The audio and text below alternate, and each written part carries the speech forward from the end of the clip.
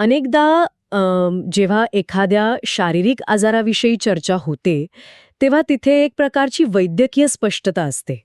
म्हणजे बघा, समजा एखाद्याचा हात मोडला, हो. एक्स-रे काढला की लगेच कळतं, अगदी बरोबर.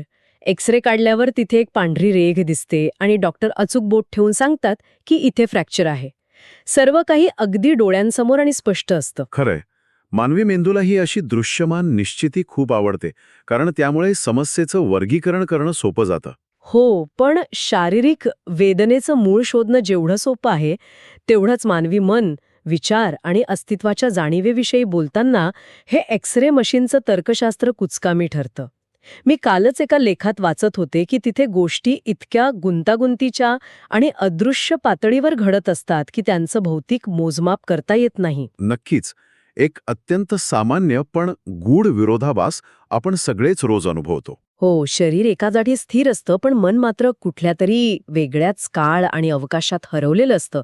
शारीरिक उपस्थिती आणि मानसिक अनुपस्थिती यामधली ही दरी आधुनिक जीवनातील एक मोठी समस्या बनली आहे असं मला वाटतं. अगदी बरोबर. तर आजच्या आपल्या या सखोल चर्चेचा मुख्य विषय याच मानसिक समस्येभोवती फिरणार आहे.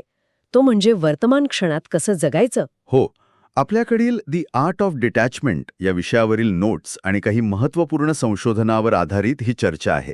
आपले शरीर एका ठिकाणी असताना मन भलतीकडेच का असतं आणि आपल्या हातातून सतत निसटून जाणारे मौल्यवान क्षण पुन्हा कसे अनुभवायचे, यामागचं विज्ञान, उत्क्रांती आणि मानसशास्त्र आपल्याला आज समजून घ्यायचं आहे. चला तर मग या विषयाची उकल करूया. नक्कीच. तर या समस्येच्या मुळाशी जाण्यासाठी आपल्याला आधी मानवी मेंदूच्या उत्क्रांतीकडे बघावं लागेल. आपण अनेकदा स्वतःला दोष देतो की अरे माझं मन एका जागी लागत नाहीये. हो, खूपदा होतं असं. पण वस्तुस्थिती अशी आहे की मानवी मनाची रचनाच मुळात सतत भूतकाळात किंवा भविष्यात भटकण्यासाठी झालेली आहे. न्यूरोसायन्सच्या भाषेत याला डिफॉल्ट मोड नेटवर्क किंवा DMN असं म्हणतात. हे DMN नक्की काय करतं? जेव्हा आपण कोणतेही विशिष्ट काम करत नसतो, तेव्हा मेंदूचा हा भाग सक्रिय होतो आणि तो आपल्याला आपोआप जुन्या आठवणींमध्ये किंवा भविष्यातल्या शक्यतांमध्ये घेऊन जातो. म्हणजे आपण काहीच करत नसलो तरी मेंदू काम करतच असतो? हो, हजारो वर्षांपूर्वी जंगलात राहताना ही एक जगण्याची अत्यंत महत्वाची अट होती. म्हणजे जर आपल्या पूर्वजांनी भूतकाळातल्या सिंहाच्या हल्ल्याची आठवण ठेवली नसती आणि भविष्यातल्या धोक्याचा अंदाज बांधला नसता, तर ते जिवंतच राहिले नसते, असं कायसं. अगदी तेच. तो एक प्रकारचा सर्व्हायवल मेकॅनिझम होता. पण आजच्या काळात अडचण अशी आहे की आपल्या आजूबाजूला खाण्यासाठी टपलेला सिंह नाहीये. हो ना, तो धोका आता एका न वाचलेल्या ईमेलच्या किंवा EMI भरण्याच्या तारखेच्या रूपात असतो. बरोबर. आणि तरीही आपला मेंदू अगदी तशीच जीवघेणी प्रतिक्रिया देतो. मला हे सगळं एका बिघडलेल्या टाईम मशीनसारखं वाटतं, ज्यावर आपलं कोणतंच नियंत्रण नाही. बिघडलेलं टाइम मशीन छान उपमा आहे. हो, कारण हे मशीन आपल्याला सतत भूतकाळातल्या चुकांकडे ओढून नेतं, जिथे आपण काहीही बदलू शकत नाही, किंवा मग ते थेट भविष्यातल्या काल्पनिक संकटांमध्ये ढकलून देतं. ते आपल्याला कधीच आत्ताच्या क्षणात स्थिर राहू देत नाही. यावरून एक महत्वाचा प्रश्न उभा राहतो. कोणता? जर भूतकाळ घडून गेला आहे आणि भविष्य अद्याप अस्तित्वातच नाहीये, तर आपण तिथे आपला एवढा वेळ आणि ऊर्जा का वाया घालवतो? खरंय, खूप विचार करण्यासारखी गोष्ट आहे ही. या बिघडलेल्या टाइम मशीनमुळे आपण जो अत्यंत महत्वाचा भाग गमावून बसतो, तो म्हणजे आपला वर्तमान क्षण. जेव्हा आपला मेंदू या DMNच्या प्रभावाखाली सतत भूतकाळ आणि भविष्यात प्रवास करत असतो, तेव्हा शरीरात कॉर्टिसॉलसारखी तणावाची संप्रेरकं सतत स्रवत राहतात. म्हणजे तणाव वाढतो? हो. यामुळे आपण प्रत्यक्ष वास्तवात सुरक्षित असूनही मानसिक पातळीवर सतत एका अदृश्य युद्धाचा सामना करत असतो. आणि याच मानसिक युद्धाचा परिणाम आपल्या दैनंदिन आयुष्यावर किती खोलवर होतो हे आपण पाहतोच. समजा कुटुंबासोबत एकत्र जेवायला बसलेलो आहोत. हां, हे खूपच परिचयाचं उदाहरण आहे. हो ना. समोर उत्तम जेवण आहे, आजूबाजूला जिवलग माणसं आहेत. आपण शारीरिकदृष्ट्या तिथेच आहोत, पण लक्ष मोबाईलच्या स्क्रीनवर असतं किंवा मनात कुठल्या तरी ऑफिसच्या मीटिंगचे विचार सुरू असतात. इथेच खरी रंजक गोष्ट समोर येते. कोणती? आपण शारीरिकदृष्ट्या पूर्णपणे हजर असूनही मानसिकदृष्ट्या 100% गायब असतो. शेजारी बसलेली व्यक्ती काय बोलतीये किंवा अन्नाची चव कशी आहे हे मेंदूपर्यंत पोहोचतच नाही. यामागचं कारण फक्त दुर्लक्ष करणं एवढंच नाहीये. मग काय आहे? यामागे डोपामाइन आणि सेन्सरी हॅबिच्युएशनचं विज्ञान आहे. जेव्हा लक्ष फोनवर किंवा चिंतेत असतं तेव्हा मेंदूला त्या व्हर्च्युअल किंवा भावनिक गुंतागुंतीतून डोपामाइनची अत्यंत उच्च पातळी मिळत असते. अरे, म्हणजे मेंदूला ती सवय लागते. हो, त्या कृत्रिम उत्तेजनेच्या तुलनेत प्रत्यक्ष समोर असलेल्या अन्नाची चव किंवा माणसांचा संवाद मेंदूला खूपच संथ आणि कमी आकर्षक वाटू लागतो. आपण स्वतःच्या संवेदनांना बधीर करून घेत असतो. अरे बापरे. आपण खऱ्या अर्थाने जीवनातील आनंदाला आपल्यापासून लांब ढकलत असतो. कारण आनंद हा नेहमी प्रत्यक्ष भौतिक वर्तमानात दडलेला असतो, अमूर्त भविष्यात नाही. म्हणूनच मला वाटतं द आर्ट ऑफ डिटॅचमेंट या संकल्पनेत आत्ताच्या क्षणाची ताकद आणि अलिप्तता समजून घेण्यावर एवढा भर दिलाय. अगदी बरोबर. कारण भूतकाळ बदलता येत नाही आणि भविष्य अद्याप आलेलं नसतं. खऱ्या अर्थाने भौतिक अस्तित्वाचा अनुभव घेण्यासाठी आत्ता हा एकमेव क्षण उपलब्ध असतो. पण मला एक सांगा, इथे अलिप्तता किंवा डिटॅचमेंट या शब्दाचा अर्थ बऱ्याचदा चुकीचा घेतला जातो ना? हो, खूपदा लोकांना वाटतं की अलिप्तता म्हणजे संन्यास घेणे किंवा भावना शून्य होणे. पण तसं नाहीये. जुन्या आठवणी आणि भविष्याच्या विचारांपासून स्वतःला जाणीवपूर्वक वेगळं करणं असा तो अर्थ आहे. बरोबर. अलिप्ततेचा अर्थ आपल्या विचारांचे केवळ साक्षीदार होणे असा आहे. म्हणजे कसं? काल घडलेली वाईट घटना मेंदूतून पुसून टाकता येत नाही, पण त्या घटनेच्या विचाराला आजच्या वर्तमानावर ताबा मिळवून न देणे याला अलिप्तता म्हणतात. जेव्हा एखादा नकारात्मक विचार येतो तेव्हा अमिगडाला नावाचा मेंदूचा भाग सक्रिय होऊन शरीराला हाय अलर्टवर नेतो. हो, भीती वाटते किंवा धडधडतं. हो, अलिप्तता आपल्याला हे शिकवते की तो विचार पाहणे, पण त्या विचारांच्या प्रवाहात स्वतःच्या भावनांना वाहून न जाऊ देणे. पण इथे मला एक प्रश्न पडतो. सांगा ना. जर आपण भविष्याचा विचारच केला नाही, तर आयुष्याचं नियोजन कसं करणार? म्हणजे बघा, मुलांचं शिक्षण, आर्थिक गुंतवणूक, करिअरची दिशा हे सगळं ठरवण्यासाठी भविष्याचा विचार तर अपरिहार्य आहे. मग या सगळ्याचा नेमका अर्थ काय? अलिप्तता म्हणजे वर्तमानात जगण्याच्या नावाखाली उद्याच्या जबाबदाऱ्या झटकून टाकणं आहे का? नाही, मुळीच नाहीये. जर आपण हे मोठ्या संदर्भाशी जोडून पाहिलेत तर भविष्याचं नियोजन करणं आणि भविष्याच्या चिंतेत अडकून राहणं यातील मूलभूत फरक स्पष्ट होतो. अच्छा, म्हणजे नियोजन वेगळं आणि चिंता वेगळी. हो, नियोजन ही एक तार्किक आणि संज्ञात्मक कृती आहे जी आपण वर्तमानात करतो. यासाठी मेंदूचा प्रीफ्रंटल कॉर्टेक्स वापरला जातो. प्रवासाला निघताना नकाशा पाहणे, तयारी करणे हे नियोजन आहे. बरोबर. पण त्या प्रवासात अपघात होईल या कल्पनेने आत्ताची झोप उडवणे ही चिंता आहे, जिथे अमिगडाला ताबा घेतो. अलिप्तता आपल्याला तार्किक नियोजन करण्यास मदत करते, पण भविष्यावरील नियंत्रणाच्या खोट्या भ्रमातून आणि अनावश्यक चिंतेतून मुक्त करते. क्या बात आहे. म्हणजे नियोजन हे वर्तमानात उभे राहून तार्किकदृष्ट्या भविष्याकडे पाहण्यासारखे आहे, तर चिंता म्हणजे वर्तमानाचा भक्कम पाया सोडून भविष्याच्या हवेत निराधार तरंगण्यासारखे आहे. अगदी अचूक शब्द वापरलेत. हे तत्वज्ञान स्पष्ट झाल्यावर प्रत्यक्ष वर्तमानात परत येण्यासाठी आपल्या स्रोतांमध्ये काही अत्यंत व्यावहारिक आणि जैविक पद्धती सांगितल्या आहेत. हो, 3 मुख्य पद्धती आहेत. त्यातली सर्वांत महत्वाची कृती म्हणजे श्वासावर लक्ष केंद्रित करणे. बरोबर. कारण श्वास ही एकमेव शारीरिक प्रक्रिया आहे जी कायम आणि केवळ वर्तमानात घडत असते. आपण कालचा श्वास घेऊ शकत नाही आणि उद्याचा श्वास आज घेऊ शकत नाही. खरंय, श्वास कायम आत्ता असतो. जेव्हा आपण जाणीवपूर्वक श्वासाचे निरीक्षण करतो तेव्हा आपण मेंदूच्या त्या डिफॉल्ट मोड नेटवर्कला खंडित करतो. पूर्वी अशा वेळी नेहमी श्वासाची तुलना नांगराशी केली जायची, जो जहाजाला स्थिर ठेवतो. हो, ती एक पारंपरिक उपमा आहे.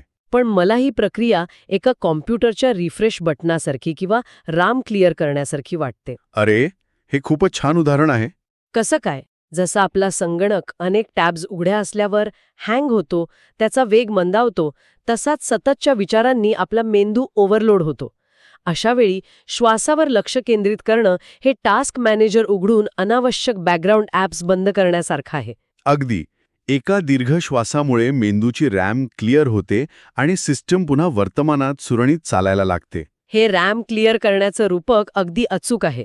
जैविक पातळीवर पाहिलं तर जाणीवपूर्वक आणि संथ श्वास घेतल्याने शरीरातील वेगस नर्व्ह उत्तेजित होते. Vagus nerve? हो, ही मज्जासंस्था थेट हृदयाचे ठोके आणि मेंदूला संदेश पाठवते की आजूबाजूला कोणताही धोका नाही, आपण सुरक्षित आहोत. यामुळे कॉर्टिसॉलची पातळी लगेच खाली येते आणि पॅरासिम्पॅथेटिक नर्वस सिस्टीम, जी विश्रांतीसाठी जबाबदार असते, ती कार्यान्वित होते. पण ही रॅम पुन्हा लगेच भरणार नाही याची काळजी घेणंही तितकंच महत्वाचं आहे, नाही का? नक्कीच. आधुनिक जग आपल्याला श्वासापासून दूर नेण्यासाठी आणखी एका गोष्टीला सतत प्रोत्साहन देत असतं, ते म्हणजे मल्टीटास्किंग. हो, आजकाल तर ते कौतुकाचं मानलं जातं. हो ना, एकाच वेळी अनेक कामं करणं. पण आपल्या नोट्स स्पष्ट करतात की वर्तमानात राहण्यासाठी सिंगल टास्किंग म्हणजेच एकावेळी एकच काम करणं अत्यंत आवश्यक आहे. कारण मानवी मेंदू खऱ्या अर्थाने मल्टीटास्किंग करूच शकत नाही. खरंच, म्हणजे आपण जे करतो ते मल्टीटास्किंग नसतं. नाही, तो एकाच वेळी 2 संज्ञात्मक कामे समांतरपणे करत नाही, तर तो 2 कामांमध्ये अत्यंत वेगाने कॉन्टेक्स्ट स्विचिंग करत असतो. अच्छा. आता ईमेल पाहिला, पुढच्या सेकंदाला प्रेझेंटेशनवर विचार केला, पुन्हा मेसेज वाचला. अरेच्छा. या प्रत्येक स्विचसाठी मेंदूला प्रचंड ऊर्जा आणि ग्लुकोज खर्ची घालावे लागते. म्हणूनच संध्याकाळी शरीर काहीही न करता केवळ खुर्चीत बसूनही प्रचंड थकलेलं असतं. अगदी बरोबर. मेंदूतून ग्लुकोज आणि ऊर्जेचा सतत निचरा होत असतो. या कॉन्टेक्स्ट स्विचिंगमुळे कामाचा दर्जा तर घसरतोच, पण आपण कुठल्याच कामात पूर्णपणे उपस्थित नसतो. या उलट इटाही एकच काम केल्याने मेंदूची अनावश्यक दमछाक थांबते आणि ऊर्जा वाचते. चहा पीत असू तर फक्त चहा पिणे, चालत असू तर फक्त चालणे. या सिंगल टास्किंगमुळं मेंदूची रॅम अनावश्यक गोष्टींनी भरत नाही. तरीही कधीकधी विचारांचा वेग नियंत्रणाबाहेर जातो आणि रॅम पूर्णपणे फुल होते. मग अशावेळी काय करायचं? अशा वेळी मेंदूला पुन्हा भौतिक वास्तवात खेचून आणण्यासाठी इंद्रियांचा वापर करण्याची तिसरी पद्धत अत्यंत प्रभावी ठरते. ही एक प्रकारची सेन्सरी ग्राउंडिंग टेक्निक आहे. म्हणजे जेव्हा डोकं विचारांनी भणाणून जातं, तेव्हा अचानक स्वतःला थांबवणं आणि आजूबाजूच्या 5 वेगवेगळ्या गोष्टींकडे जाणीवपूर्वक पाहणं, असं काहीसं. हो, अगदी असंच. हवेचा स्पर्श जाणवणे किंवा जवळपास ऐकू येणाऱ्या 3 वेगवेगळ्या आवाजांवर लक्ष केंद्रित करणं. यामुळे आपण मेंदूला अमूर्त विचारांच्या दुनियेतून बाहेर काढून भौतिक आणि प्रत्यक्ष वास्तवात जबरदस्तीने आणतो. या प्रक्रियेमुळे मेंदूचा फोकस बदलतो. नक्कीच. आणि ह्या सर्व कृतींसोबतच स्रोतांमध्ये एका मानसिक दृष्टिकोनातल्या बदलाचा उल्लेख आहे. आपण दिवसभर स्वतःला विचारत असतो, पुढे काय? हां, तो अत्यंत महत्वाचा माइंडसेट शिफ्ट आहे. हो ना? कारण पुढे काय हा प्रश्न थेट आपल्याला भविष्याच्या चिंतेत आणि अनिश्चिततेत ढकलतो. या प्रश्नामुळे मेंदू सतत पुढच्या धोक्याचा किंवा कामाचा शोध घेत राहतो. पण याऐवजी मी आत्ता काय करतोय हा प्रश्न स्वतःला विचारणे खूप मोठा बदल घडवून आणतो. मी आत्ता काय करतोय हा साधा वाटणारा प्रश्न मेंदूची दिशा पूर्णपणे बदलतो. तो विचारांच्या धावत्या ट्रेनला थेट वर्तमानाच्या स्टेशनवर आणून उभा करतो. हो, आणि या सर्व सिद्धांतांना आणि न्यूरोसायन्सला प्रत्यक्ष जगण्यात उतरवण्यासाठी स्रोतांमध्ये एक अत्यंत सोपा पण शक्तिशाली सराव दिलेला आहे. हो, तो जेवणाचा सराव. बरोबर ना? बरोबर.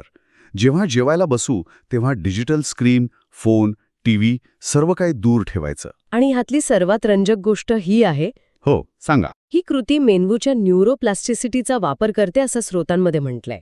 अगदी बरोबर.